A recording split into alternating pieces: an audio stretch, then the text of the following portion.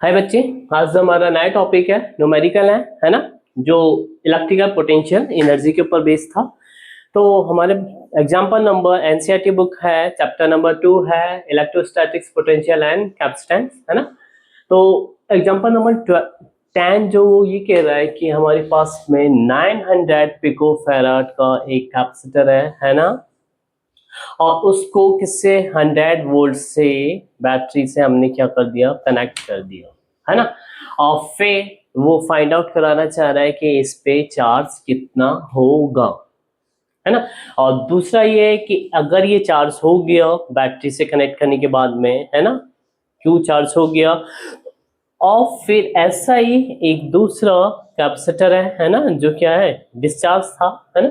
और फिर उसको यदि उससे हमने कनेक्ट कर दिया है ना, कनेक्ट कर दिया, तो इन दोनों पे चार्ज कितना होगा, और ये है कि इसकी एनर्जी और इसकी एनर्जी में कितना डिफरेंस होगा, यानी इसकी एनर्जी क्या होगी और इसकी एनर्जी क्या होगी, यानी इलेक्ट्रिकल पोटेंशियल एनर्जी इसकी क्या होगी और इलेक्ट्रिकल पोटेंशियल एनर्जी इसकी क्या होगी। बहुत इजी क्वेश्चन है मेरे बच्चों, सारा का सारा फॉर्मूले इधर लिखे हुए हैं जो हमने पहले सीखे थे, वही है, मैंने मिटाया नहीं है ना। इसलिए अभी देखो क्वेश्चन ही कह रहा है कि हमारे को क्या निकालना है, क्यों निकालना है ना। क्यू इक्वलिटी क्या होता है मेरे बच्चों, सी वी, ये ना सी कितना दे रखा है 900, पिको कितना होता है 10⁻12 है ना, वोल्ट कितना है 100 वोल्ट इंटू -12 वोल्ट है ना। ओ ये कितना होता है -12, और फिर कितना दे रखा है 100 वोल्ट दे रखा है। तो हमारे पास में कितना आ जाएगा, ये हो गया 10⁻8 टू, ये 10⁻8 रह जाए क्योंकि 2 इधर है और 2 0 इधर है, यानी 10 कितना हो जाएगा 4 हो जाएगा। तो ये इसकी वैल्यू आएगी 9 इंटू 10⁻8। चार्ज किसमें होता है, कूलम्ब में, किसमें होता है कूलम्ब में। इजी, फर्स्ट तो निकल गया। अब क्वेश्चन ये है कि इसकी इलेक्ट्रिकल पोटेंशियल एनर्जी क्या होगी। तो हमारे पास में अभी क्या है, दो चीजें क्या है, एक तो ये क्या है कैपेसिटर है, और ये क्या है वोल्ट है ना। फॉर्मूला क्या होता है, ये रहा कैपेसिटर और वोल्ट का है ना, और Q और V का भी होता है ना। तो हमने अगर Q फाइंड आउट कर लिया ये है ना, तो हमारे पास में U, ये तो हो गया था A है ना, और फिर हो गया B, यानी क्या निकाला है अभी, कौन क्या चीज निकल रही है, इलेक्ट्रिकल पोटेंशियल एनर्जी। तो U इसके लिए देता है 1/2 QV² QV, सॉरी QV, यानी 1/2 CV² था, तो हमने इधर वैल्यू पुट कर दी है ना सी की। तो हमारे पास में क्या आता था QV आता था, QV ले लिया। अब 1/2 और Q कितना है 900 पिको फैराड, 900 इंटू पिको होता है 10⁻12, और V कितना है हमारे पास में 100 वोल्ट। तो इसकी वैल्यू आ जाएगी, ये हो गया 4.5 इंटू ये 2 और ये 2 10⁻4 है ना, इसमें से +4 माइनस कर देंगे तो हमारे पास में कितना आएगा -8 रह जाएगा। और ये किस में आ जाएगा, जूल, किसमें आ जाएगा जूल में रिजल्ट है ना। तो हमारे पास में एक इस पोर्शन का हो गया है ना। तो ये है हमारा A और ये है हमारा B वाला पोर्शन, B वाला पोर्शन। अब इधर देखो, क्योंकि मेरा चार्ज क्या था इधर बढ़ गया था है ना, टोटल चार्ज तो Q है, और यदि मैंने ऐसे पैरेलल प्लेट को ऐसे लगा दिया, कनेक्ट कर दिया दूसरी प्लेट से, तो मेरे पास चार्ज क्या हो गया, बढ़ गया, इधर Q/2 हो गया, इधर भी Q/2 हो गया। तो मान लीजिए मेरे पास में ये जो चार्ज है Q डैश है, कितना है Q डैश है मेरे बच्चों, और ये है इस पे भी चार्ज क्या होगा Q डैश होगा, और इसका कॉमन वोल्टेज जो है मैंने मान लिया V डैश है, क्या है V डैश है मेरे बच्चों, इनका कॉमन वोल्टेज क्या है V डैश है ना। अभी ये 100 वोल्ट था है ना। अब ये अगर कैपेसिटर से दूसरे से जुड़ गया तो हाफ हाफ हो गई ना वोल्टेज, यानी इसका वोल्टेज कितना हो जाएगा 50 इधर और 50 इधर है ना। तो अब ये जो V डैश है मेरा है ना, V डैश जो है वो कितना हो जाएगा V/2 टू हो जाएगा। क्या हो जाएगा मेरे बच्चों, वी डैश, ये जो था मेरा कॉमन वोल्टेज था, तो ये हाफ हाफ में इधर बट गया, क्योंकि दो कैपेसिटर हैं इधर, V1 इधर हो जाएगा, V2 इधर हो जाएगा, यानी V इक्वल टू क्या होगा, V1 प्लस V2, है ना। तो कॉमन वोल्टेज को V डैश को हमने V1 प्लस V2 लिया, तो अब इधर V/2 होगा और इधर V/2 होगा, तो इधर लिख दिया मैंने V डैश जो है ना, क्लियर। वो V डैश जो होगा हमारे पास में कितना हो जाएगा, इनका कॉमन, है ना। तो अब कॉमन है तो ये क्या हो जाएगा, V/2 हो जाएगा। क्या हो जाएगा, V/2 हो जाएगा। अब V/2 होने से इधर क्या हो जाएगा मेरे पास में, B वाले की कंडीशन है, इसके लिए ये निकालना है इलेक्ट्रिकल पोटेंशियल एनर्जी। तो इलेक्ट्रिकल पोटेंशियल एनर्जी में इधर मेरे पास क्या क्या है, Q है और V है, तो 1/2 Q dash and V dash आएगा, ठीक है ना। Q डैश की वैल्यू क्या हो जाएगी, Q/2 हो जाएगी, दिख रहा है ना। और V डैश की वैल्यू क्या हो जाएगी, V/2 हो जाएगी। कितनी हो जाएगी, V/2 हो जाएगी। ध्यान तक आया नहीं आया मेरे बच्चों, पहले बताओ, इजी है। और फिर मैं देखो, एक सिस्टम मेरा ये है जिसकी पोटेंशियल एनर्जी ये होगी, और एक सिस्टम मेरा ये है इसकी भी पोटेंशियल एनर्जी ये होगी, है ना। तो हमारे पास में पोटेंशियल एनर्जी ये और ये, यानी ट्वाइस हो जाएगी। क्या हो जाएगी, ट्वाइस हो जाएगी। तो टोटल पोटेंशियल एनर्जी जो होगी हमारे पास, टोटल पोटेंशियल, है ना, इलेक्ट्रिकल पोटेंशियल एनर्जी जो होगी, है ना, टोटल इलेक्ट्रिकल पोटेंशियल एनर्जी जो होगी, एनर्जी जो होगी मेरे बच्चों, वो क्या होगी, है ना। ये तो फर्स्ट की है और यही सेकंड की है, तो किससे मल्टीप्लाई हो जाएगा, 2 से हो जाएगा ना। तो मेरे पास में क्या निकल के आएगा मेरे बच्चों, U equal to 2 into 1/2 Q dash और V dash, Q dash and V dash. भाई इसकी ये होगी और इसी की ये होगी। हमारे पास में कितने हैं कैपेसिटर, 2 हैं, है ना। तो 2 लगा दिया इधर, है ना, 2 into 1/2 Q dash V dash. अब Q डैश और V डैश की वैल्यू इधर पुट कर देंगे हम, तो Q डैश कितना आ जाएगा, Q/2, V डैश कितना आ जाएगा, V/2। तो हमारे पास में इधर जो वैल्यू आएगी मेरे बच्चों, क्या आएगी, सिर्फ इधर Q/2 करेंगे तो इधर 2 कैंसिल हो जाएगा, तो हमारे पास में क्या आएगी, 1/4 और QV आएगा, यानी QV का पता चला, क्योंकि ये Q/2 रखेंगे इधर, तो 2 से 2 ये कैंसिल हो जाएगा, V डैश रखेंगे तो V/2 रखेंगे, तो V/2 रखेंगे, 2 इंटू 2 कितना हो गया, 4, तो वो मैंने इधर 4 रख दिया और Q और V आ गया, क्लियर। Q डैश और V डैश की वैल्यू रखिए, Q डैश ये रहा और V डैश ये रहा, है ना। अब इधर देखो, इधर क्या था, 1/2 QV था मेरा रिजल्ट। इसके अंदर जब एक ही कैपेसिटर था तो हमारे पास में एनर्जी कितनी थी, है ना, इलेक्ट्रिकल पोटेंशियल एनर्जी 1/2 QV था, और इधर कितना आ रहा है, QV/4 आ रहा है।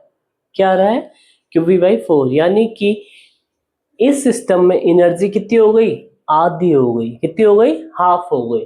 कितनी हो गई, इस चीज की जो इनिशियल है ना, इनिशियल पोजीशन UA बोल लो इसको, है ना, और ये UB बोल लो, है ना, इस B सिस्टम के लिए, है ना।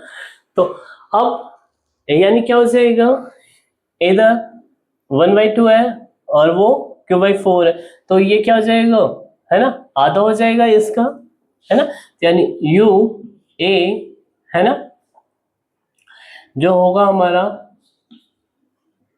2UB होगा।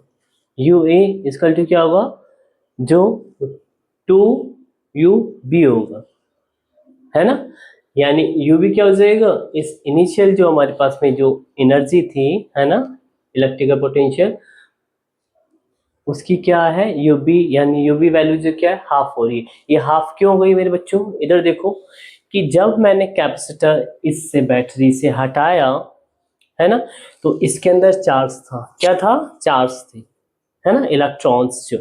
अब इलेक्ट्रॉन्स को जैसे मैंने कंडक्टिंग से मटेरियल से यानी वायर से इस कैपेसिटर से कनेक्ट किया, है ना, कैपेसिटर से कनेक्ट किया, तो इलेक्ट्रॉन इधर पास होने लग गए, इलेक्ट्रॉन इधर पास होने लग गए तो करंट फ्लो होने लग गई उस टाइम पीरियड पे। क्या होने लग गई?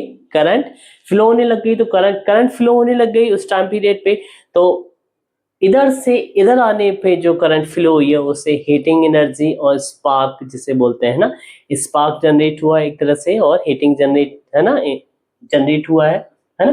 और वो जो स्पार्क और हीटिंग जो हुई है ना, उसकी वजह से हमारी आधी एनर्जी जो है ना मेरे बच्चों, है ना, वो क्या हो गई? डिस्ट्रॉय हो गई, है ना, यानी खत्म हो गई, है ना, इस सर्किट को कंप्लीट करने के लिए। तो अब इसीलिए ये जो यूवी है ना, ये कितना हो गया? इस पहले वाली एनर्जी का क्या हो गया मेरे बच्चों? हाफ हो गया। ठीक है, आगे करें। नेक्स्ट करते हैं न्यूमेरिकल। अब इधर देखो बच्चों, एग्जांपल नंबर 9 है। एग्जांपल नंबर 9 में क्या है हमारे पास में? 1 2 3 4 है ना, कूलम्ब चार्ज है। और एक मिनट, अब इधर देखो बच्चों, क्वेश्चन नंबर 9 है। क्वेश्चन नंबर 9 में क्या है हमारे पास में? C1 C2 C3 and C4 है ना, चार हमारे पास में कैपेसिटर है और कैपेसिटर की कैपेसिटेंस है 10 है ना माइक्रोफैराड। कितनी है? 10 माइक्रोफैराड है ना। क्लियर यहाँ तक? अब इसके बाद में है हमारे पास में, इधर देखो, अब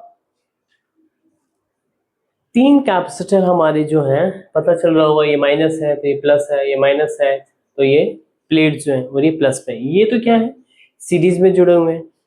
और ये तीनों सीरीज के साथ साथ में, इसके साथ में कैपेसिटर 4 के साथ में कैसे जुड़े हुए हैं? पैरेलल में जुड़े हुए हैं, है ना। तो इनको सबसे पहले ए तो हमें क्या निकालना है? इनका कॉम्बिनेशन, यानी टोटल जो है इन पे, है ना, कैपेसिटर्स जो है ना। क्लियर? कैपेसिटेंस कितना है इनका, टोटल का इनका कैपेसिटेंस कितना है ना, एक तो वो कैलकुलेट करना है ना। और इन पे हमारे पास में, है ना, इन पे चार्ज क्या है? क्यू क्यू क्यू है, और इस पे जो चार्ज है ना, वो क्या है? क्यू डैश है। क्लियर? और इस पूरे सिस्टम में, यानी ये जो है ऐसे पैरेलल हो गया, ये सीरीज और ये पैरेलल, इसको किससे जोड़ दिया हमने? 500 वोल्ट से कनेक्ट किया हुआ है। तो हमें कैलकुलेट करना है कि क्यू डैश क्या होगा, चार्ज क्या होगा और टोटल कैपेसिटेंस कितना होगा।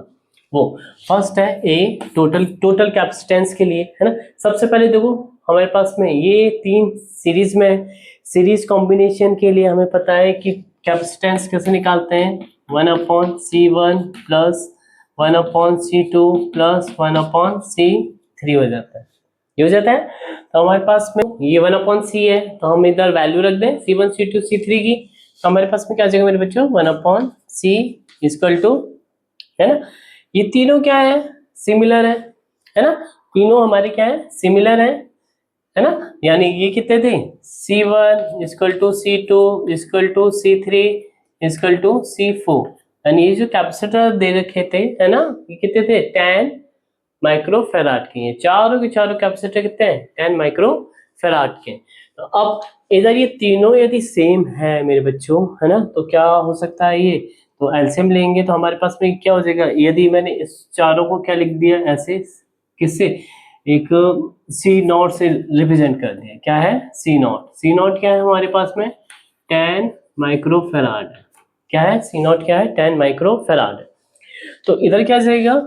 सी नॉट हो जाएगा 1/C0, और इधर आ जाएगा, इधर देखो 1 + 1 + 1 यानी 1 + 1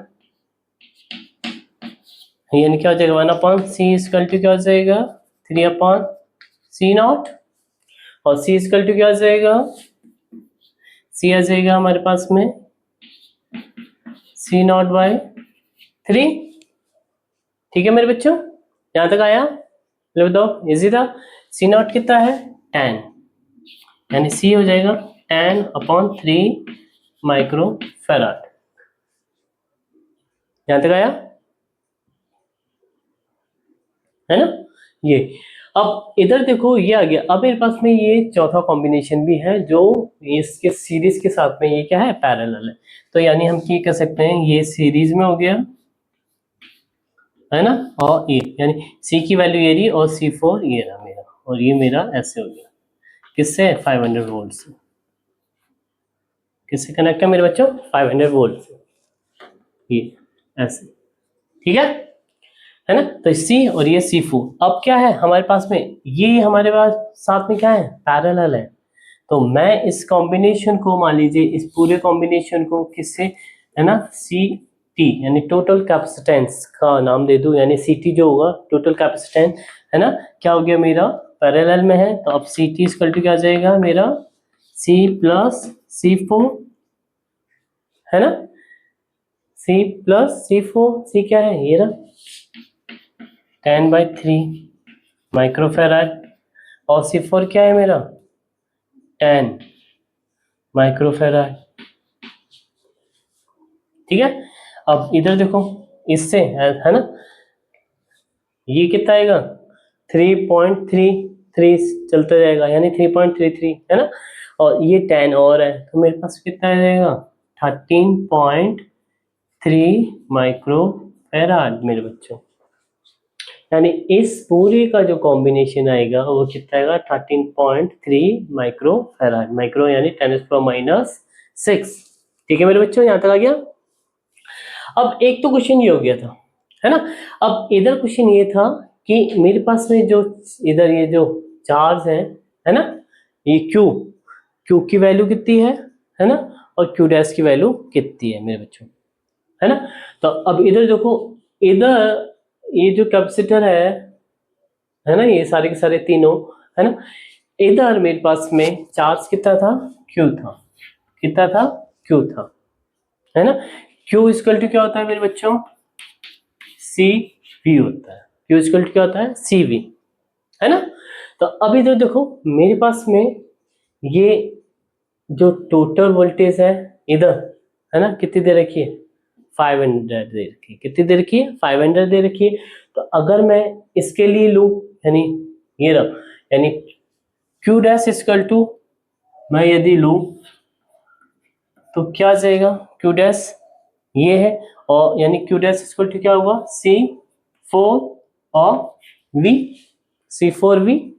तो वो Q डैश वैल्यू यदि मुझे निकालनी है, यानी चार्ज निकालना था मुझे, तो Q डैश यदि निकालना है तो C4 क्या है मेरा 10 माइक्रोफेराड है, और V क्या है मेरा 500, तो Q डैश की वैल्यू मैं निकाल सकता हूँ, इधर देख लो Q डैश में है ना बाना, Q डैश वैल्यू हो जाएगी इधर से, तो हमारे पास में क्या आ रहा है 10 इंटू 10⁻⁶ इंटू वोल्ट कितना है 500, तो कितना आ जाएगा, ये 3 कैंसिल हो जाएगा, हाँ, यानी कितना हो जाएगा था -6 था ना, तो -3 रह जाएगा, 5 इंटू 10⁻³ कूलम में चार्ज आ जाएगा, 5 इंटू 10⁻³ कूलम में चार्ज आ जाएगा। ये तो हो गया फर्स्ट।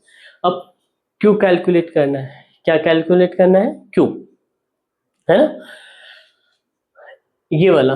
अब इधर देखो ये जो था, है ना, इन तीनों पे है वोल्टेज, इन तीनों पे वोल्टेज है, तो इसका वोल्टेज होगा V1, इसका वोल्टेज होगा V2, इसका वोल्टेज होगा V3, है ना, और चार्ज क्या हमारा Q है, टोटल चार्ज क्या है Q है।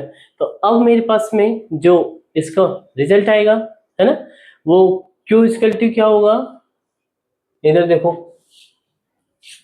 जो वोल्टेज होगा, ये टोटल वोल्टेज तो हमारे पास में 500 है, ये जो होगा इधर इधर और इधर V1 plus V2 plus V3 से क्या हो जाएगा डिवाइड, मतलब कॉम्बिनेशन हो जाएगा V1 volt V2 volt V3 volt, है ना, तो ये तीनों वोल्ट मिलके इस कॉम्बिनेशन को बनाएंगे, है ना।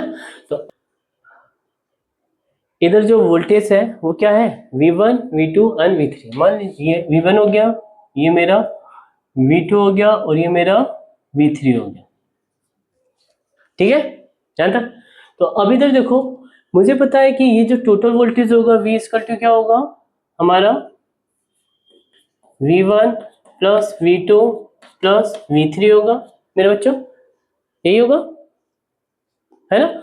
और V equal to Q equal to क्या होता है CV होता है, तो V इक्वल टू क्या हो जाएगा Q बाई C, यानी हम कह सकते हैं कि V1 इक्वल टू क्या हो जाएगा, Q1 upon C1, Q upon C1, तो इधर आ जाएगा Q upon C1 plus Q upon ये भी हो जाएगा C2 और ये हो जाएगा Q अपॉन C3।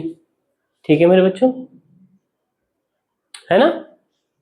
V1 की वैल्यू क्या होती है, इससे निकालेंगे तो C इसके नीचे आ जाता है ना, Q तो ये रहा, Q तो Q है और क्या है C1 है, यानी Q अपॉन C1, इसका Q अपॉन C2 और ये Q अपॉन C3। ठीक है, और Q कॉमन है ना, और C1 C2 C3 भी क्या है, सिमिलर थे, कितने थे 10 माइक्रो फैराड थे, तो बहुत इजी हो गया, है ना, बहुत इजी हो गया।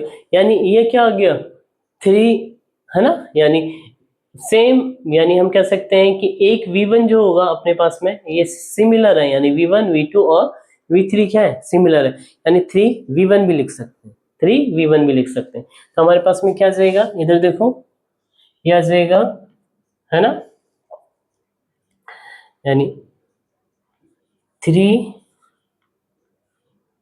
अपॉन C नॉट बोल दो, क्या लिया था अपने C1 C2 को, क्या लिया था C नॉट लिया था, यानी 3Q अपॉन C नॉट।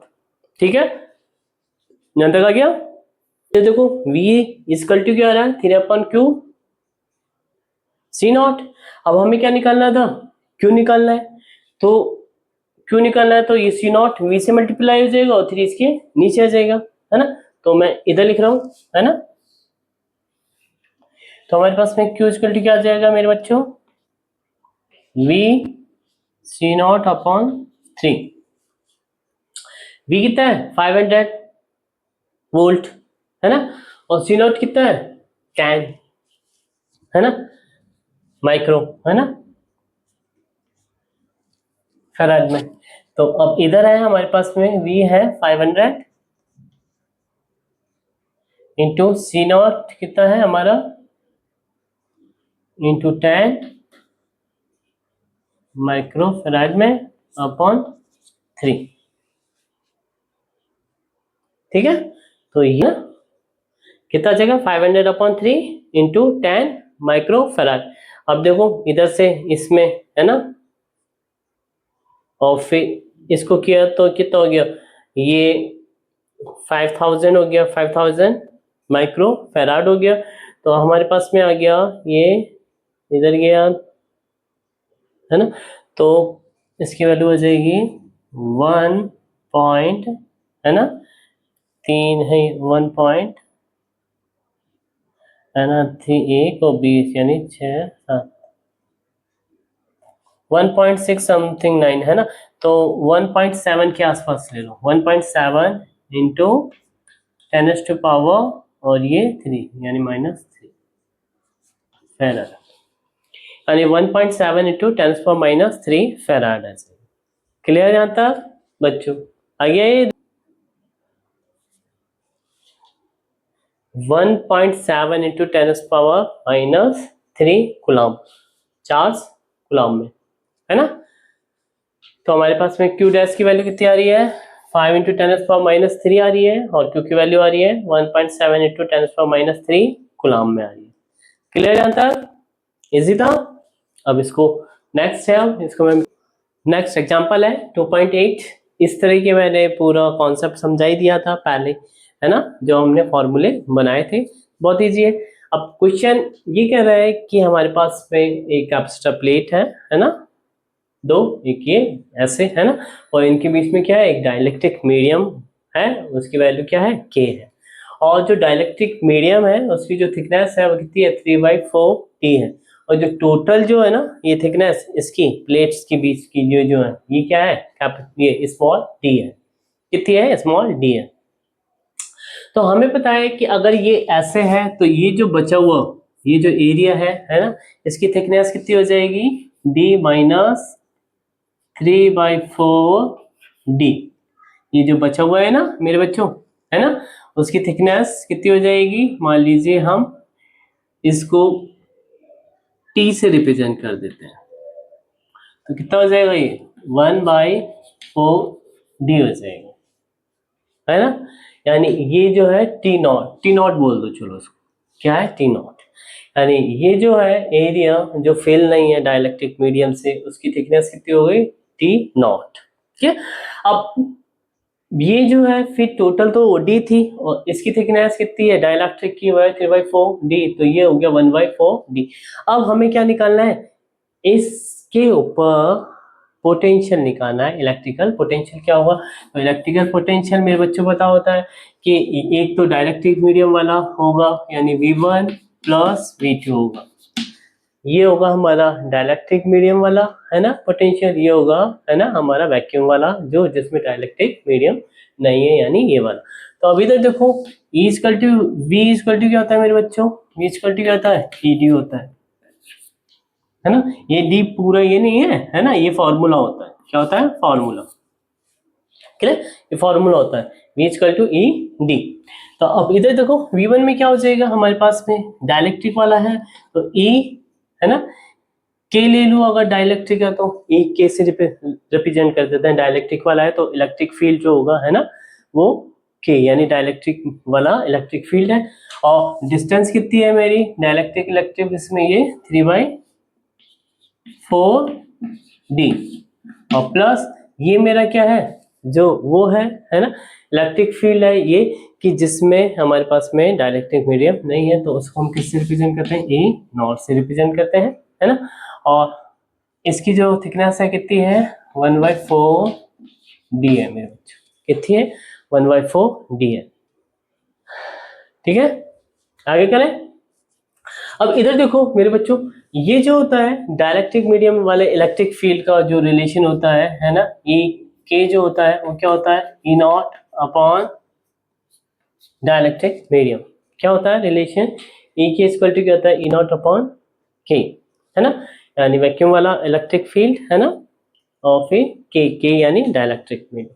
तो इधर की जगह क्या जाएगा, E नॉट के, है ना, और यह जाएगा इधर 3/4, है ना, और D तो है ही, और प्लस यह हो जाएगा 1/4 E नॉट D। ठीक है मेरे बच्चों, ये और ये भी चलता रहेगा, है ना, जहां तक आ गया इसे। अब इधर देखो कि अब मेरे पास में E नॉट D तो क्या आ रहा है, कॉमन आ रहा है मेरे बच्चों, क्या रहा है, E नॉट D कॉमन आ रहा है, तो मैं कॉमन ले लेता हूं, तो मेरे पास में क्या आ जाएगा, E नॉट D कॉमन ले लिया, है ना, और 1/4 भी कॉमन आ रहा है तो 4 भी कॉमन ले लिया, है ना। तो मेरे पास इधर क्या आ जाएगा मेरे बच्चों, इधर क्या बचेगा, देखो ये और ये कॉमन ले लिया तो ये रह गया, यानी 3/E के प्लस इधर से 1/4 कॉमन ले लिया तो इधर 1 आ गया। ठीक है, और ये जो क्या आ जाएगा फिर, E नॉट D/4 के इधर कॉमन ले लिया तो मेरे पास में क्या आ जाएगा, इधर 3 प्लस K/K, ये क्या आ जाएगा, V आ जाएगा मेरे बच्चों, क्या आ जाएगा, V आ जाएगा। यानी मेरे पास जो इलेक्ट्रिकल पोटेंशियल होगा उसकी वैल्यू क्या होगी, E नॉट, है ना, D/4 3 प्लस K/K होगा, K हमारा इधर क्या है, डाइलेक्ट्रिक मीडियम है ना, और E नॉट क्या है ना, वो है जिसमें डाइलेक्ट्रिक यानी इलेक्ट्रिक फील्ड है, जहाँ डाइलेक्ट्रिक यानी परावैद्युतांक हमारा नहीं था, है ना, और E की क्या है ना, यानी वो इलेक्ट्रिक फील्ड जिसके अंदर क्या है, परावैद्युतांक वाला, है ना, परावैद्युतांक यानी डाइलेक्ट्रिक मीडियम है ना। तो E नॉट के वो उसको रिप्रेजेंट कर रहा है। तो मेरे बच्चों इधर देखो सिंपल सा है, ये हमारा क्या आ गया, V आ गया। अब V आने के बाद में सिंपल है, इधर देखो कि हमें वो क्या कैलकुलेट करा रहा है कि इसका कैपेसिटेंस कितना होगा, कैपेसिटेंस, यानी क्वेश्चन है कैपेसिटेंस क्या होगा, कैपेसिटेंस कितना होगा, है ना। V था क्वेश्चन, V कितना होगा और कैपेसिटेंस कितना होगा, तो V तो हमने फाइंड आउट कर लिया, ये होगा। अब कैपेसिटेंस कितना होगा, अभी देखो सिंस हमें पता है Q इक्वल टू क्या होता है, CV, क्या होता है, Q इक्वल टू CV, है ना। अब मान लीजिए इस कैपेसिटेंस का, है ना, इनिशियली चार्ज क्या है, क्यू है। क्या है? इनिशियली चार्ज क्या है? क्यू है ना। इनिशियली चार्ज क्या मान लिया मैंने? क्यू है। तो मुझे कैपेसिटेंस निकालना है, तो सी इक्वल टू क्या हो जाएगा मेरे बच्चों? सी इक्वल टू हो जाएगा क्यू अपॉन वी। कितना हो जाएगा? Q upon V. यानी इनिशियली जो चार्ज है मेरे पास में इसका कैपेसिटर का, है ना, मान लीजिए क्या है? क्यू। क्या है? और ये जो इस कैपेसिटर का जो चार्ज होगा क्यू, है ना, वो क्या होगा? कभी चेंज नहीं होगा इनिशियली, है ना, जो भी इसमें चार्ज था, है ना। तो इस कैपेसिटर का जो चार्ज है मेरे बच्चों, अगर वो क्यू है ना, तो हमारे पास में फॉर्मूला क्या होता है? Q equal to C V, और सी क्या हो जाएगा? क्यू अपॉन वी हो जाएगा। क्या हो जाएगा? Q upon V. और वी की वैल्यू हम इधर से पुट कर देंगे तो हमारे पास में क्या आ जाएगा? क्यू अपॉन ये वैल्यू यानी ई नॉट डी, और ये 4 ऊपर आ जाएगा तो 4 इधर लगा दो, है ना, और ये इधर आ जाएगा यानी 3 प्लस के, और के ऊपर आ जाएगा यानी 4, है ना, क्यू के upon E naught D 3 plus के। किसकी वैल्यू आ जाएगी? कैपेसिटेंस की वैल्यू आ जाएगी। किसकी आ जाएगी? कैपेसिटेंस। इजी था न्यूमेरिकल, है ना, इजी है ना। और ये वाला न्यूमेरिकल हम एक तरह से हमने जब फॉर्मूले करे थे तो उसमें वैसे एक्सप्लेन कर ही दिया था कि इसकी वैल्यू अगर ऐसे ऐसे है ना, डाइलेक्ट्रिक मीडियम है तो इसकी वैल्यू वोल्टेज में इस तरह निकलती है। और अब भी, है ना, चार्ज की वैल्यू हमने फाइंड आउट करी थी, है ना, पहले वाले न्यूमेरिकल में, है ना, तो यानी Q equal to C V होता है, तो उसे हम इससे फाइंड आउट कर सकते थे। इधर देखो मेरे बच्चों, ये अगर डाइलेक्ट्रिक फिल किया तो कैपेसिटर, है ना, ये हो गया। अगर मान लीजिए अगर ये कैपेसिटर में हमारे पास में डाइलेक्ट्रिक फिल नहीं किया होता तो हमारे पास में ये डिस्टेंस कितनी होती? डी होती, है ना, कितनी होती? डी होती, है ना। और फिर क्वेश्चन भी यही पूछ रहा है कि अगर पहले हमारे पास में ये कैपेसिटर है ना, जिसकी कैपेसिटेंस मान लो सी नॉट है, इनिशियल में क्या है? इनिशियली में क्या है? सी नॉट है। कितनी है? सी नॉट है। और फिर इसके बाद में हमने क्या कर दिया? इसके अंदर डाइलेक्ट्रिक मीडियम फिल कर दिया। क्या कर दिया? डाइलेक्ट्रिक मीडियम फिल कर दिया था। तो अब इधर देखो, फिल करने के बाद में जो हमारे पास में रिजल्ट आया वो डाइलेक्ट्रिक मीडियम से ये आ गया, है ना। अगर फिल नहीं किया होता, है ना, है ना, तो मेरे पास में कैपेसिटर ये होता जिसकी वैल्यू क्या है? सी नॉट है। इनिशियली कैपेसिटर की वैल्यू क्या है? सी नॉट है। क्या है? सी नॉट है। तो और इस पे जो पोटेंशियल होगा, है ना, पोटेंशियल होगा वो क्या होगा मेरे बच्चों? सिंपल सा था।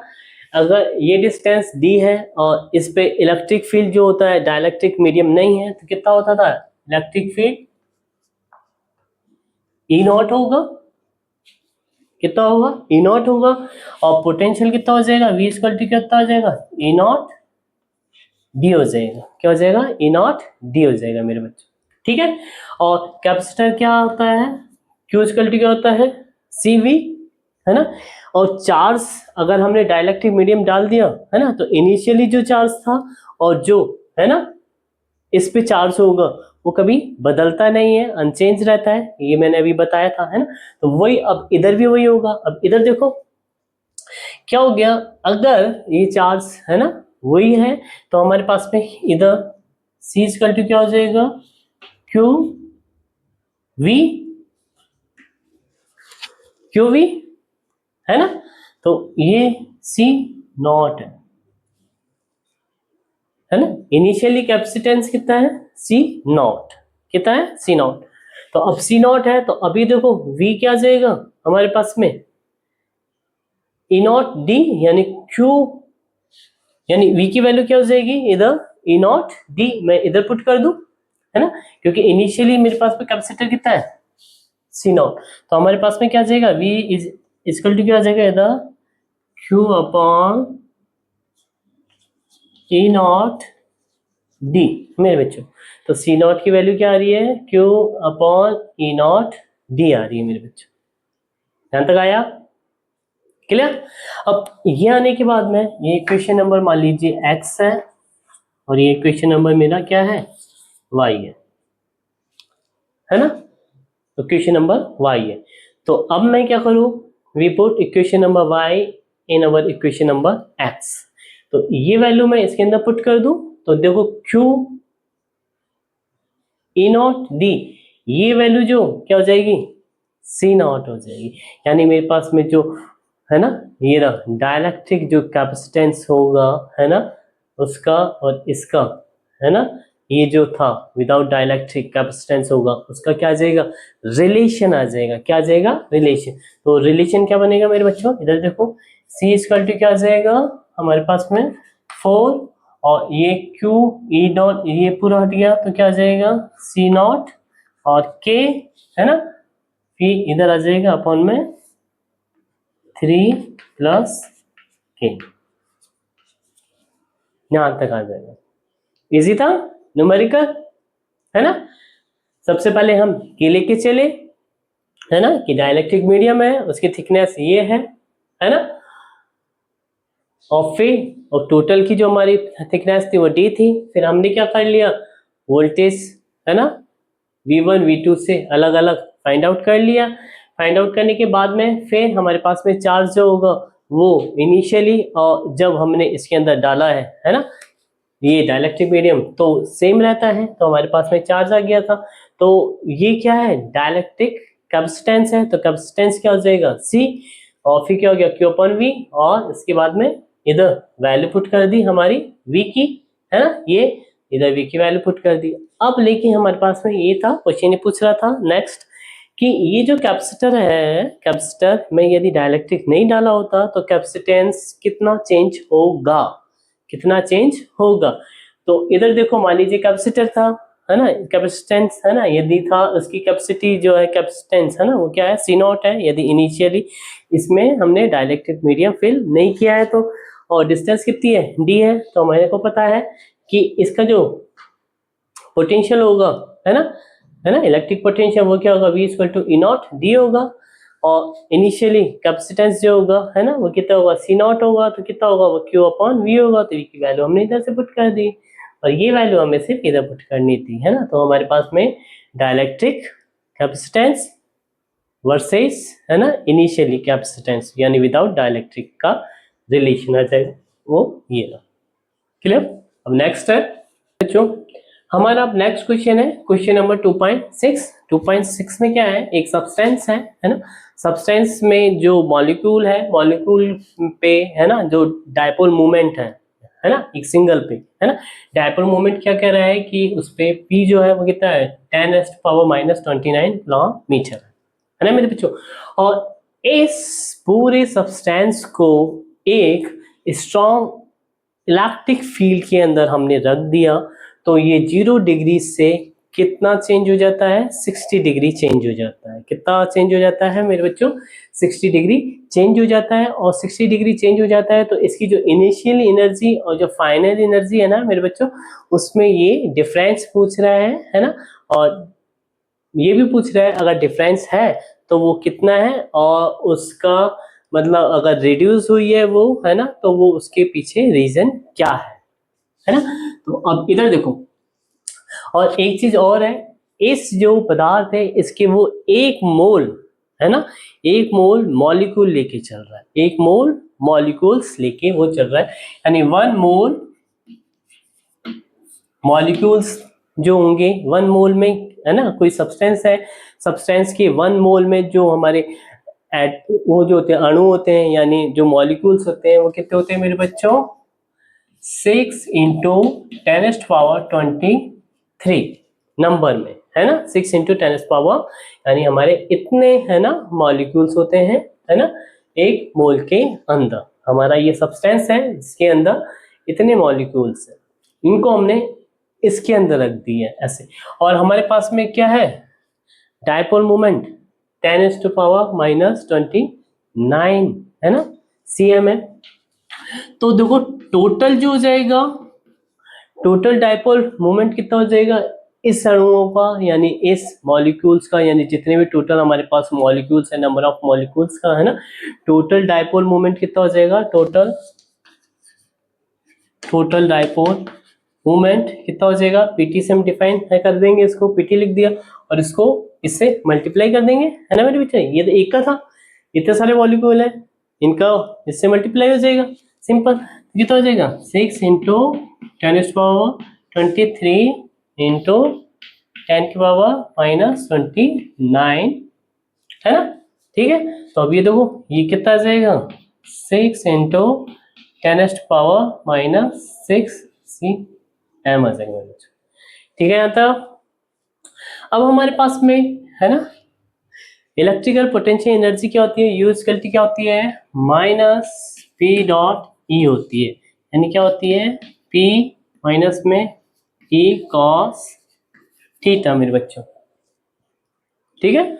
और ई यू इनिशियल में क्या है हमारे पास में, थीटा कितना है इनिशियल में 0 है, तो यू इनिशियल में क्या आ जाएगा minus P E cos 0 degree, कितना 0 डिग्री, सिंस क्या है थीटा कितना है 0 डिग्री,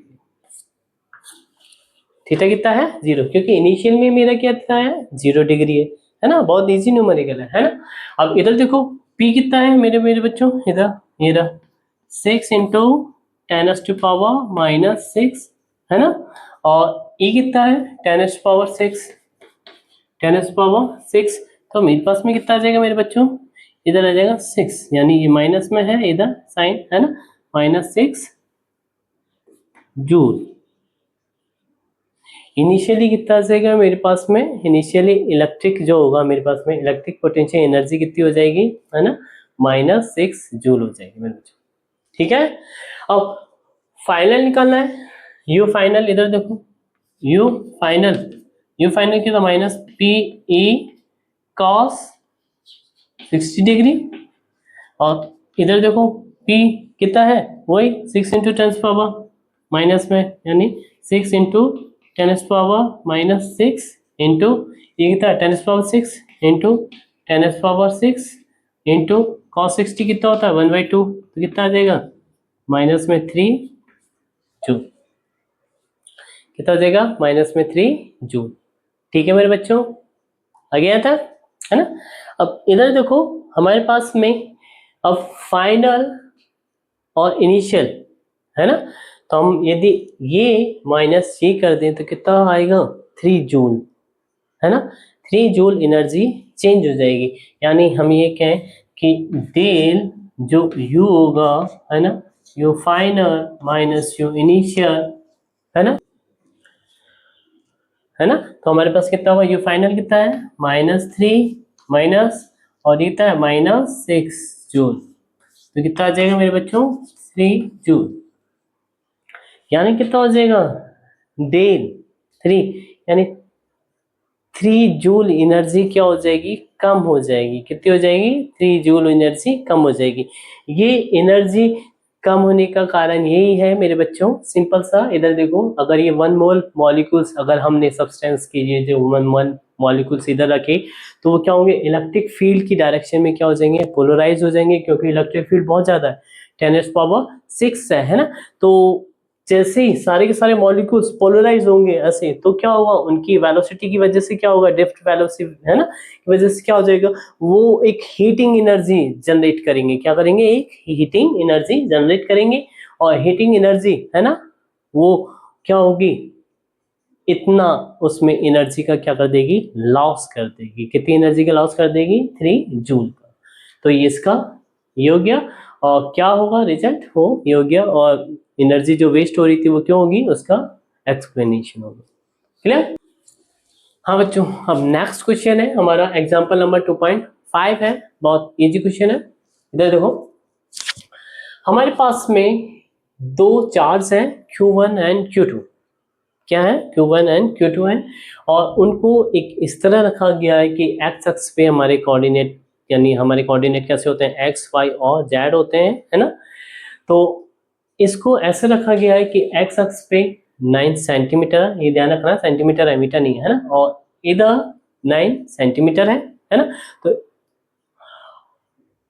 और इसका जो सेंटर है वो 0 0 0 है, क्या है 0 0 0, यानी एक्स वाई जेड पे ऐसा रखा हुआ है, यानी इसके जो कोऑर्डिनेट है वो -9 0 0 है, और इसका +9 0 0 है मेरे बच्चों, ये है, इजी है ना।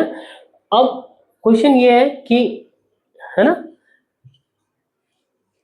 और सेकंड इसके अंदर क्या पूछ रहा है वो है, इसके अंदर पूछ रहा है पहला कि इसकी पोटेंशियल यानी इलेक्ट्रिकल पोटेंशियल एनर्जी कितनी है ना, इलेक्ट्रिकल पोटेंशियल एनर्जी कितनी है।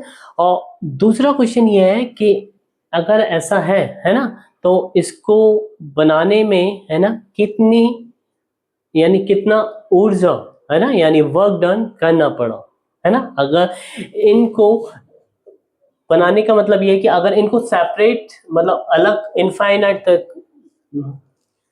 और दूसरा क्वेश्चन हमारा ये है कि अगर इन दोनों चार्जों को इनफाइनाइट तक अलग करना पड़े, क्या करना पड़े, इनफाइनाइट तक अलग करना पड़े, तो वर्क डन कितना होगा, वर्क डन कितना होगा। और तीसरा क्वेश्चन है, क्वेश्चन ये कह रहा है कि इसी कॉम्बिनेशन को एक इलेक्ट्रिक फील्ड दे दिया है ना, जो क्या है, E = A मल्टीप्लाई 1/r²। इस इलेक्ट्रिक की फील्ड में ये पूरा कॉम्बिनेशन ऐसा का ऐसा रख दिया गया है, और A जो है वो है 9 × 10⁵ न्यूटन, है ना, मीटर स्क्वायर अपॉन कूलम्ब, है ना। तो अब इस पे हमें, है ना, भी हमें क्या फाइंड आउट करना है, पोटेंशियल, है ना, यानी electrical potential energy find out करनी है कि इस कॉम्बिनेशन में भी इलेक्ट्रिकल पोटेंशियल एनर्जी क्या होगी अगर हमने इस तरह इस कॉम्बिनेशन को इस तरह रख दिया तो क्या होगा, है ना। तो अब इधर देखो सिंपल सा है ना, चालू करें।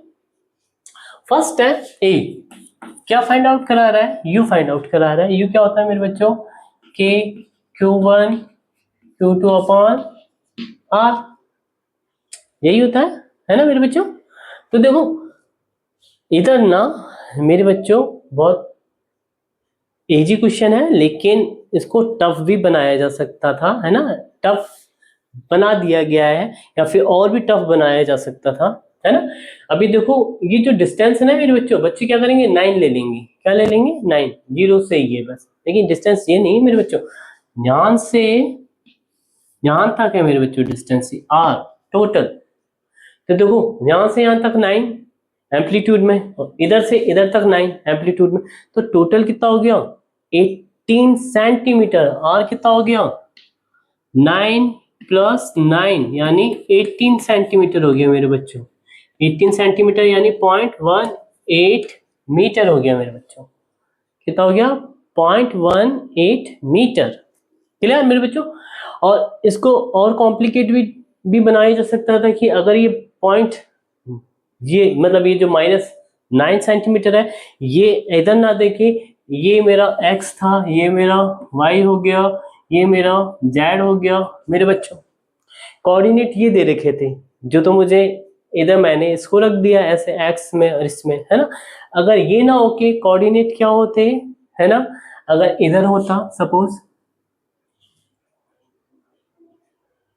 है ना, तो क्या हो जाता, 0,9,9 यानी क्या हो जाते कोऑर्डिनेट इसके, 0 9 0, ये हो जाता नहीं हो जाता। अगर जेड में होता इधर तो और चेंज हो जाता, क्या हो जाता मेरे बच्चों, 0 0 एंड 9 हो जाता, क्या हो जाता, 0 0 एंड 9 हो जाता। क्लियर। तो इसी को 3 कॉम्बिनेशन की तरह बनाया जा सकता था, जो मैं तीनों कॉम्बिनेशन को इधर मैं बता रहा हूं, है ना।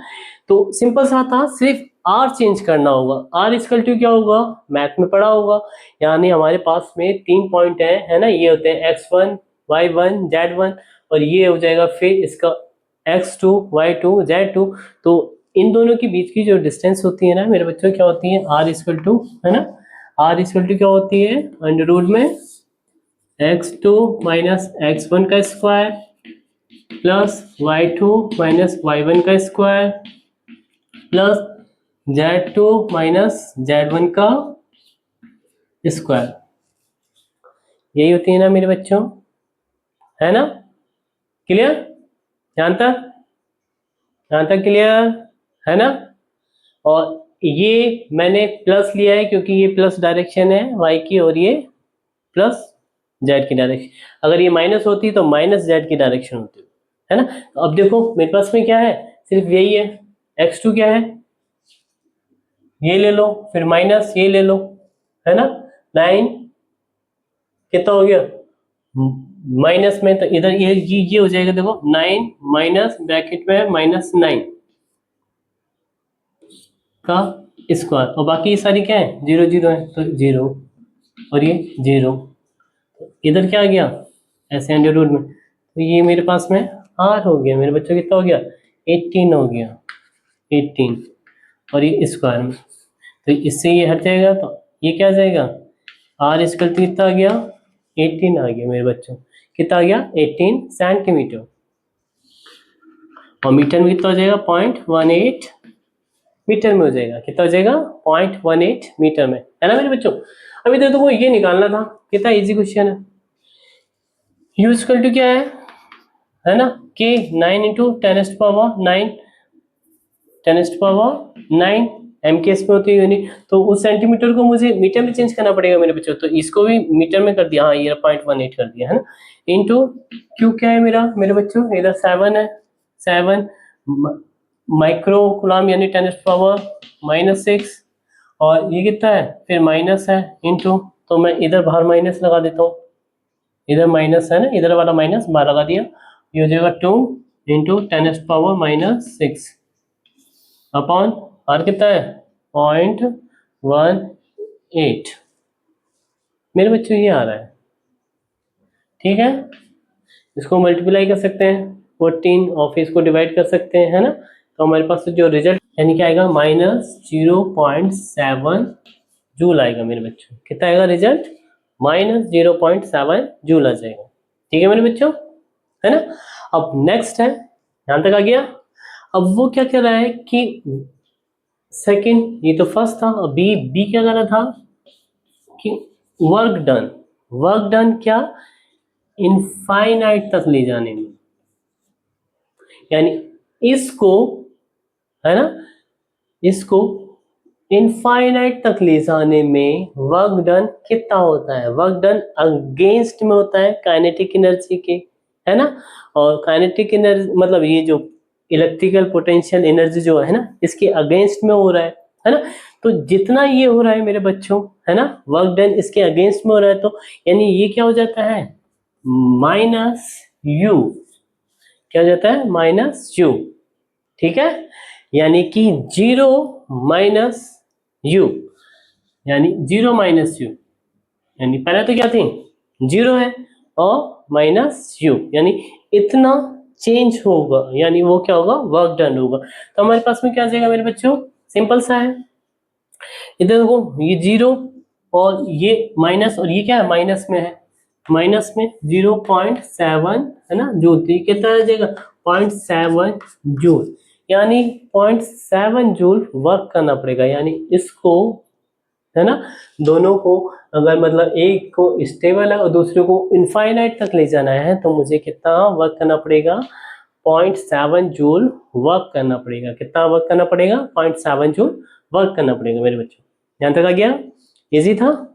अब ये थोड़ा सा वो है ना बच्चे, थोड़ा सा मतलब इजी है लेकिन टफ, मतलब थोड़ा सा इनकी तुलना में थोड़ा सा टफ है ना। अब इसको मिटा दूं, है ना, ये कर दे, ये हो गया यहाँ तक, है ना। वर्क डन क्या किया हमने, इस जो पोटेंशियल एनर्जी थी इसके अगेंस्ट करना पड़ता है, यानी कि पहले पोटेंशियल एनर्जी हमारी क्या थी 0 थी, है ना, और मतलब फाइनल में इनफाइनाइट पे लेके गए, तो इनफाइनाइट पे इधर देखो, इनफाइनाइट पे करेंगे तो आर कितना हो जाएगा इनफाइनाइट हो जाएगा ना, इनफाइनाइट मतलब ये यानी कोई वैल्यू है इनफाइनाइट का डिवाइड किया तो क्या हो जाएगा 0, यानी फाइनल माइनस इनिशियल होगी ना, तो इनिशियल तो हमारी क्या है ये है ना। तो अब कितना चेंज हो रहा है ना इनफाइनाइट में ले जाने पे, तो हमारे पास में चेंज कितना हो रहा है, वो ये देखो कितना चेंज हो रहा है हमारे पास में, ये चेंज हो रही है ना, तो हमें वर्क डन करना पड़ेगा यानी लगाना पड़ेगा, तो इधर वर्क क्या हो जाएगा जीरो, यानी पोटेंशियल डिफरेंस जो होता है ना, जो हमारे पास इलेक्ट्रिकल पोटेंशियल जो होता है वो 0 माइनस u हो जाएगा तो उसकी वैल्यू की वजह क्या आ जाएगा हमारे पास में माइनस माइनस 0.7 यानी 0.7 जूल आ जाएगा उसका रिजल्ट, है ना। यानी इसको लिख सकते हैं हम U2 minus U1, U2 minus U1 लिख सकते हैं। U2 क्या है, इनफाइनाइट में ले जाना है तो कितना हो जाएगा 0, और U क्या है हमारा R तक डिस्टेंस पे है ना, तो उसकी वैल्यू ये रही R डिस्टेंस पे 0.7, ठीक है। तो वो हमारे पास में 0 माइनस ये हो गया, ठीक है। ये U जो है हमारा U1 को बता रहा है। आ गया क्लियर यहाँ तक। अब आगे अभी इधर देखो मेरे बच्चों, क्या है कि हमारे पास में इलेक्ट्रिक फील्ड दे रखा है इस डायरेक्शन में, ये पूरा कॉम्बिनेशन मैंने इधर रख दिया। तब क्या होगा हमारे पास, देखो ये है 0 0 एंड 0 कॉम्बिनेशन, है ना, यही है। अब क्योंकि मुझे पता है कि इलेक्ट्रिक फील्ड और पोटेंशियल एनर्जी, यानी हमारे पास में क्या निकालना है, हमें इलेक्ट्रिक पोटेंशियल एनर्जी निकालना है। इलेक्ट्रिक पोटेंशियल एनर्जी क्या होता है, क्यू वी होता है मेरे बच्चों, क्या होता है, क्यू वी होता है ना, क्लियर। अब क्यू वी होता है तो इधर देखो एक चार्ज ये रहा, एक चार्ज ये रहा, पहले चार्ज इधर इधर थे, है ना, क्लियर। जब चार्ज इधर इधर थे, है ना, तो उसके कारण, है ना, हमारे पास पोटेंशियल एनर्जी जनरेट हो रही थी, है ना। अब यदि मैंने इस फील्ड के अंदर इसको रख दिया, है ना, तो क्या होगा, इस फील्ड के अगेंस्ट जो हमारा जो इलेक्ट्रिक फील्ड है उससे जो पोटेंशियल निकलेगी, यानी इलेक्ट्रिकल पोटेंशियल निकलेगा वो इधर, है ना, यानी इसके ये मान लीजिए R1 और ये R2, यानी यहां से ले लो कॉम्बिनेशन, ये R1 और एक ये R2 कॉम्बिनेशन ले लें अपन, है ना। तो अपन ये क्या होगा, इसको जो पोटेंशियल होगा, यानी हमें पता है कि V इधर देखो ऐसे आएगा, V इक्वल टू क्या होता है A dot D R, integral में ये होता है, पता ही नहीं होता, है ना, पोटेंशियल। अब मुझे क्या निकालना है, इस फंक्शन का पोटेंशियल निकालना है, क्या निकालना है, इलेक्ट्रिकल पोटेंशियल निकालना है। तो मैंने क्या निकाल दिया, पहले V निकाल लिया मेरे बच्चों, देखो इधर V हो गया, ये हो गया, E कितना है A और R स्क्वायर डी आर, है ना, ठीक है। और 0 टू R ले लेंगे जो भी है ना वो। तो हमारे पास में इधर क्या आएगा मेरे बच्चों, ये आएगा A, है ना, और R स्क्वायर है ना, तो R की पावर -2, है ना, तो इधर क्या आ जाएगा मेरे बच्चों, इधर आ जाएगा, देखो R की पावर -2 है तो इधर नीचे क्या आ जाएगा -2 +1 तो -1, है ना, R, और ये फिर -1 ऊपर हो जाएगा, है ना, तो क्या आ जाएगा मेरे पास मेरे बच्चों, V स्क्वायर टू हो जाएगा -AR, ये हो जाएगा मेरे बच्चों, हो जाएगा नहीं हो जाएगा, है ना।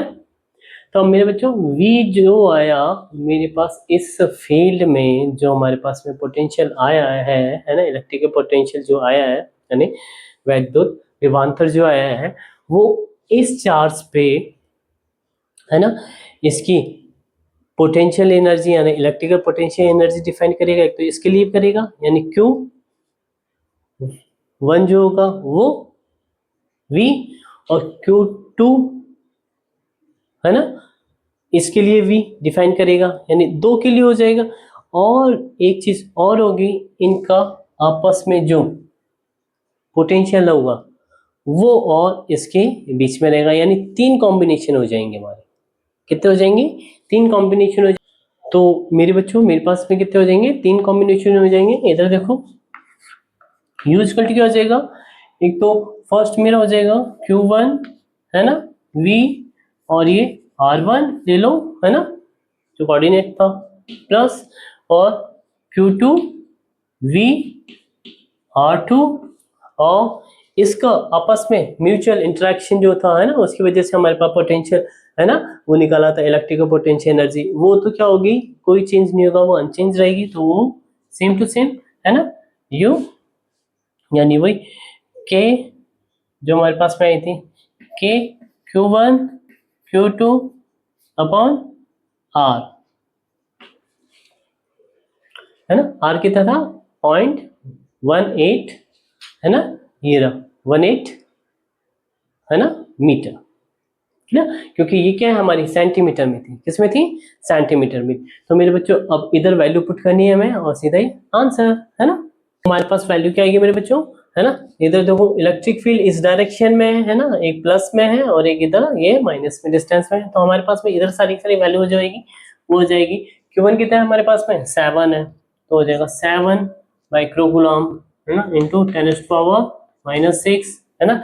V क्या है हमारे पास में, ये रहा A अपॉन, और कितना है डिस्टेंस कितनी है, ये 0.09 मीटर में है, और फिर इसका आ जाएगा Q2 कितना है हमारे पास में, ये रहा, है ना, -2, है ना, इंटू 10⁻⁻⁶, है ना, अपॉन में, और इसको, है ना, डिस्टेंस कितनी है 0.09 है ना, और क्या है A अपॉन, है ना, और क्या है A है, इंटू A है, A की वैल्यू कितनी है 9 इंटू 10⁻⁵ है ना, तो बस 0.7 जूल आ रही थी, ठीक है ना। और इसका जो रिजल्ट आएगा ना मेरे बच्चों, है ना, वो हम कैलकुलेट कर सकते हैं। A की वैल्यू ये रख के 9 इंटू 10⁻⁵, तो हमारे पास में रिजल्ट आएगा U इक्वल टू क्या आ जाएगा, 70 - 20 - 0.7 जूल में है ये पूरी की पूरी वैल्यू, है ना, तो हमारे पास 49.3 जूल, ठीक है, तो ये हमारा क्या आ जाएगा, आंसर आ जाएगा मेरे बच्चे, ठीक है यहाँ तक, ठीक है। तो ये हमारे पास में रिजल्ट हो गया। एक चीज और अपन ने इधर थोड़ा सा, है ना, इधर साइन नहीं लगाया, है ना, अगर इधर माइनस पे है इधर भी क्या हो जाएगा, ये प्लस हो जाएगा, है? और फिर इधर भी माइनस होगा, है ना, तो माइनस माइनस क्या हो जाएगा, ये इधर भी माइनस में होगा, तो माइनस माइनस क्या हो जाएगा, ये प्लस हो जाएगा, है ना। तो प्लस होने के बाद में इधर देखो ये जो वैल्यू है V इक्वल टू क्या आएगा, A अपॉन R, तो इधर आ जाएगा V यानी A upon R, Q1 A upon R, तो Q1 हमारे पास में है 7 इंटू 10⁻⁻⁶, है ना, A अपॉन R, और Q2 है हमारे पास में ये रहा -2, है ना, और ये हो जाएगा A अपॉन R, है ना, A अपॉन, है ना, 0.09 प्लस -0.7 J, तो अब हमारे पास में ये वैल्यू आ जाएगी इसकी, यानी, और इसको सॉल्व करेंगे तो कितना आएगा 70, और इसको सॉल्व करेंगे तो 20, है ना, और इस ये है ही हमारे वहाँ -0.7 जूल, तो हमारे बच्चों कितना आंसर आ रहा है 49.3 जूल। क्लियर है आंसर, इजी था, है ना, ये सॉल्व हो गया, है ना। अब नेक्स्ट करते हैं। हाय बच्चों, अब हमारा नेक्स्ट न्यूमेरिकल है 2.7। वो न्यूमेरिकल क्या कह रहा है मेरे बच्चों, कि हमारे पास में मैंने शॉर्ट में लिख दिया है ना, com aircraft vehicle and bird, है ना, सिंपल सा है। कॉम है, कॉम का एग्जांपल दे रखा है इसमें कि एक कॉम है, कॉम हम करते हैं ऐसे बाल से, तो और यदि छोटे छोटे पेपर शीट को हम ऐसे टुकड़े कर लें उसके, और कॉम को ऐसे पास में लाएं, तो वो क्या होते हैं, अट्रैक्ट होते हैं, क्या होते हैं, अट्रैक्ट होते हैं। उसके पीछे रीजन क्या है ना, उसके पीछे रीजन सिर्फ इतना सा है मेरे बच्चों, जब हम किसी पार्टिकल को रगड़ते हैं यानी फ्रैक्शन होता है, जैसे कॉम हमने लिया तो कॉम क्या करेंगे, हम बालों से ऐसे करेंगे, तो हमारी जो एयर, ये जो एयर है इससे क्या होगा, इसका फ्रैक्शन होगा, फ्रैक्शन होने से क्या होगा, उस कॉम को क्या हो जाएगा, चार्ज, यानी वो चार्ज हो जाएगा, क्या हो जाएगा, चार्ज हो जाएगा। और ये पेपर जो है ना, छोटे छोटे कागज के, बहुत हल्का, उनमें वजन होगा बहुत, है ना, है ना। और फिर जैसे हम उसको उसके पास में लाएंगे तो पेपर के जो मॉलिक्यूल्स हैं वो क्या हो जाएंगे मेरे बच्चों, पोलराइज हो जाएंगे, क्या हो जाएंगे, पोलराइज हो जाएंगे।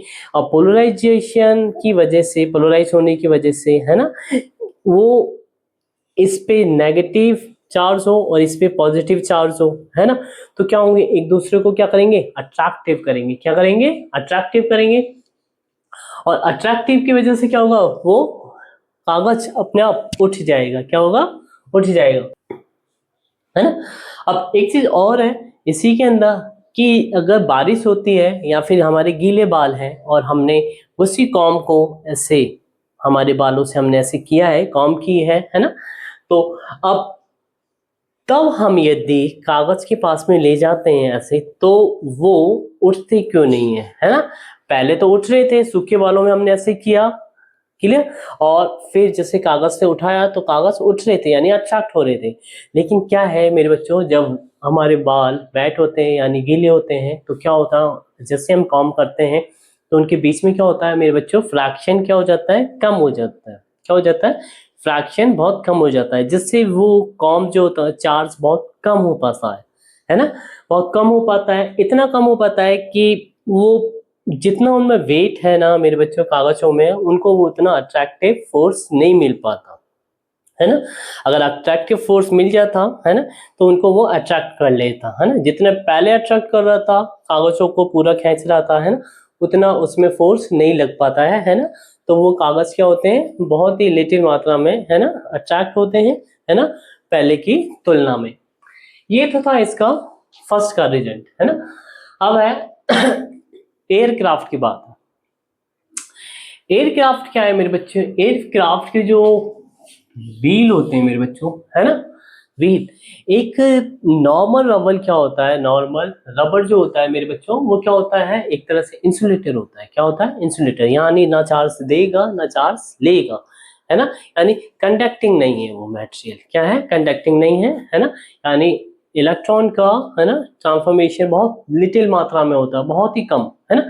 और फिर उसकी वजह से क्या है हमारे पास में कि रबर को एक स्पेशल रबर हमें यूज करना पड़ता है, किसके लिए? एयरक्राफ्ट के व्हीलों के लिए, टायरों के लिए, कि ये जो व्हील है, ये जो टायर है ना हमारे, क्या हो, कंडक्ट हो, कंडक्टिंग मटेरियल हो। क्यों हो? क्योंकि जब एरोप्लेन उतरेगा मेरे बच्चों तो उसके जो व्हील होंगे वो क्या करेंगे, ऐसे, है ना, फर्श पर फ्रैक्शन होगा, क्योंकि स्पीड बहुत तेज है ना, स्पीड बहुत तेज है। और एटमॉस्फेयर के मॉलिक्यूल्स जो हैं उस, ये जो प्लेन है इसके सरफेस को लेकर, उसकी पूरी बॉडी को लेकर क्या कर रहे हैं, चार्ज कर रहे हैं पूरा का पूरा। और नीचे भी क्या है हमारा, चार्ज हो रहा है इससे, है ना, इस टायर से, है ना। जब वो तेजी से नीचे जाएगा तो अब फ्रैक्शन की वजह से वो क्या हो गया, चार्ज हो गया, चार्ज हो गया था मेरे बच्चे, तो चार्ज जाएगा था। अगर कहीं चिंगारी निकली, है ना, फ्रैक्शन स्पार्किंग हुई, तो स्पार्किंग को हटाने के लिए, बचाने के लिए क्या होगा, ये जो चार्ज है कहीं ना कहीं क्या हो, ग्राउंड होने चाहिए। क्या होने चाहिए? ग्राउंड करने हैं हमें। तो ग्राउंड करने के लिए इसको, इस टायर को हमें क्या बनाना पड़ता है, इंसुलेटर की जगह एक स्पेशल कंडक्टर रबर के रूप में बनाना पड़ता है, जिससे कुछ चार्ज, है ना, यानी जो चार्ज है हमारे, है ना, जैसे वो सरफेस पे आए, अर्थ से टच करे, तो हमारे जो चार्ज है इस प्लेन पे जो है ना, कवर पे पूरे पे, है ना, या फिर इस टायर पे जो कनेक्ट हो गया, है ना, सिस्टम पूरा, वो पूरा का पूरा जो एरोप्लेन है जो, उसके चार्ज किधर चले जाए, ग्राउंड हो जाए। क्या हो जाए? ग्राउंड हो जाए, इस अर्थ पे आ जाए, अर्थ पे आ जाए, सारे के सारे क्या हो जाए, अर्थ पे आ जाए। क्लियर?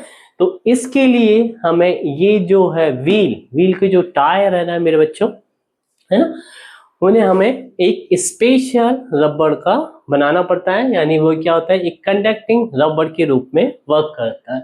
ये हो गया हमारा सेकंड। अब है थर्ड क्वेश्चन ही कह रहा था, कोई हमारे पास में लिक्विड मटेरियल है ना, जो एक ऐसा मटेरियल है जैसे कि पेट्रोल, है ना, जो क्या है, जो स्पार्किंग से, है ना, जल सकता है, यानी, है ना, आग लग सकती है उसमें। तो उसको बचाने के लिए, जैसे ट्रक होते हैं ना बड़े बड़े, जिसमें हमारा फ्यूल जा रहा होता है ना, तो उस पे एक, है ना, ट्रक पे एक नीचे की तरफ, यानी उसकी बॉडी से सटता हुआ, है ना, वो पूरी जो टंकी है ना, उससे सटता हुआ ऐसे वायर, है ना, एक पत्ती होती है ना, उसको क्या, ग्राउंड से टच करते हुए लगाया जाता है। जैसे ये अर्थ है हमारी, अर्थ को वो छूते हुए चलता है ट्रक, तो ये क्या होगा, जब भी है ना इसके ऊपर चार्ज आएंगे, इस बॉडी के ऊपर चार्ज आएंगे तो किधर हो जाएंगे, सारे के सारे चार्ज इधर ग्राउंड हो जाएंगे। और ये चार्ज मटेरियल जो होगा वो यानी वो जो इसके अंदर फ्यूल है ना, उसमें स्पार्क होने का खतरा क्या हो जाएगा, बिल्कुल कम हो जाएगा, यानी स्पार्क नहीं हो सकता है ना, यानी जल नहीं सकता। तो सारे के सारे इलेक्ट्रॉन क्या हो जाएंगे, ग्राउंडेड हो जाएंगे, क्या हो जाएंगे, ग्राउंडेड हो जाएंगे। और ऐसे ही इधर भी सारे के सारे इलेक्ट्रॉन क्या हो जाएंगे, ग्राउंडेड हो जाएंगे। और बर्ड है, बर्ड का क्या है मेरे बच्चों, चिड़ियाओं का, कि ऐसे वायर है हमारे जो लगे रहते हैं है ना खंभों पे। अब हमने देखा है कि खंभों पे ऐसे चिड़िया बैठ जाती है, ऐसे पैर करके, है ना, बैठ जाती है चिड़िया, यानी दो टांगों से। ये दो टांगों से एक ही वायर पे तो बैठती है मेरे बच्चों, है ना। ऐसे दोनों को कनेक्ट थोड़ी ना करती हैं, इधर ही बैठती है। तो यानी कि हमारे पास में इनके अंदर है ना पोटेंशियल डिफरेंस नहीं है। क्या है, पोटेंशियल डिफरेंस नहीं है। अगर ये ग्राउंड वाला और ये करंट वाला है ना, यदि ये छू लेती तो ये तो हाई वोल्टेज है और ये लो वोल्टेज है, यानी पोटेंशियल डिफरेंस होता है ना। 220 वोल्ट की आती है हमारे है ना घरों में, है ना। तो और अगर ये दोनों वायरों को ऐसे, एक टांग इसकी इधर होती एक टांग इधर होती और ऐसे यदि छू के बैठती है ना, क्लियर, जैसे मैं ऐसे तार को पकड़ लूं तो करंट लगेगा, क्या लगेगा, करंट फ्लो हो जाएगा उसमें। अगर वो एक ही ऐसे वायर को से पकड़ी हुई है ना टांगों से अपने, और ये वाला हो या ये वाला हो, तो वोल्टेज डिफरेंस क्या है, जीरो है। इस पे भी वही वोल्टेज चल रहा था है ना, इस पे मान लीजिए V1 चल रहा है, इस पे V2 चल रहा है वोल्टेज, है ना। ये V2 तो क्या होता है, ग्राउंड वाले के लिए तो जीरो हो जाता है ना। और ये 220 वोल्टेज के आसपास में जो भी है ना, तो इन दोनों को जो डिफरेंस हो जाता है वो कितना हो जाता है, 220 वोल्ट के आसपास हो जाता है। तो अब जैसे ही चिड़िया इधर टांगों पे बैठी हुई है तो इसका वोल्टेज डिफरेंस क्या है, जीरो है। क्या है, जीरो है, इधर भी और इधर भी, यानी V1 माइनस V1 करेंगे जीरो हो जाएगा, V2 माइनस V2 करेंगे तो जीरो हो जाएगा। तो अगर ये चिड़िया है बर्ड, अगर जब भी तो जो तारों की जो डिस्टेंस होती है मेरे बच्चों थोड़ी ज्यादा रखी जाती है, क्या रखी जाती है, ज्यादा रखी जाती है, क्योंकि कोई बर्ड ना इतना पैर ऐसे पसार नहीं सके, ये है ना, इतना छू ना सके, है ना।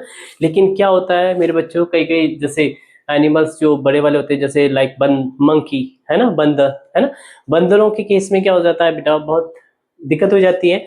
तो वो क्या कर लेते हैं बंदर, है ना मेरे बच्चों, एक हाथ से इसको पकड़ लेते हैं, है ना, ये मंकी है, और दूसरे हाथ से इसको पकड़ लेते हैं मेरे बच्चों, है ना, क्लियर।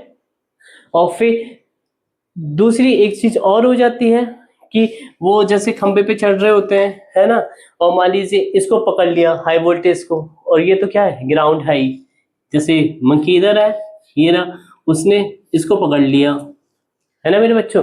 तो क्या हो जाएगा, ये हाई वोल्टेज है, ये ग्राउंड है, वही इस वायर को ना भी पकड़े, है ना, तब भी क्या हो गया, वोल्टेज डिफरेंस हो गया, यानी ये V हाई वोल्टेज, ये क्या हो गया, लो वोल्टेज हो गया, है ना।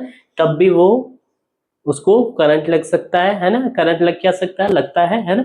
अगर ये वाला वायर पकड़ लेता है तो चांस है ना, नहीं होगा। अगर ये वाला वायर उसने पकड़ लिया तो उसको करंट लगना स्वाभाविक है ना। तो इसलिए जो अपने वायर होते हैं उनके बीच में डिस्टेंस ज्यादा होती है, कि कोई छोटी चिड़िया है या फिर जो बर्ड्स हैं, है ना, उनके पैरों की जो डिस्टेंस इतनी नहीं है कि वो ऐसे पसार के ऐसे पकड़ सके, है ना। चाहे वो चील हो या फिर और कोई भी हो, तो वो चील भी इस तरह ही बैठती है ना, पास में। और उनके बीच में क्या होता है, वोल्टेज डिफरेंस क्या होता है, जीरो रहता है, इसलिए उनमें करंट फ्लो नहीं होती है। क्लियर यहाँ तक। अब नेक्स्ट है